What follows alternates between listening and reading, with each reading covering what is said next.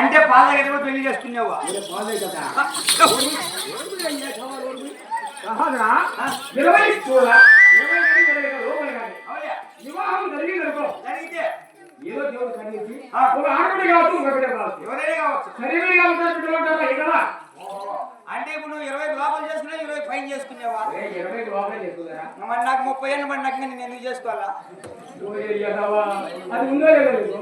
కాదయ్యా, ఏమిరా? ఎందుకంటే మీరు పెద్దవాళ్ళు కాబట్టి మీకు ఎవరైనా పెట్టనిస్తారు. అయితే మీరు పెద్ద ఇంటికి చూడ వివాహం పెద్ద ఎలా లేదయ్యా, ఏమిరా? ఎందుకంటే మీరు పరమైన కాపాడేవాళ్ళు, డబ్బులో బాగున్నోళ్ళు, మీకు ఎవరైనా పెట్టనిస్తారు. అదే మా ఇంట్లో మేము మీ ఇంట్లో దగ్గర జీతానికి పని చేయాలి. జీతానికి మీ ఇంట్లో జీతానికి పని చేస్తాడు కాబట్టి చూసి నాకు ఎవరైనా పెట్టి ఇవ్వాలంటే వాళ్ళు కూడా ఆలోచన చేస్తారు, సాగుతాడా సాగడా వాళ్ళు కూడా ఆలోచన ఉంది అనమాట. ఈ కాలంలో ఏముందిరా ఎవరు నమ్మేట్లేదు ఎవరు నమ్మేయలేదు. లేదయ్యా, మంచి మంచి డాక్టర్ పెట్టుకుంటే చచ్చిపోతాడు. మన కాడ దొరుకుతారు బిడ్డలు. చూడు అక్కడ చిన్నప్పటి వివాహం జరిగింది కాబట్టి నాకు ఓహో అట్లాంటివా?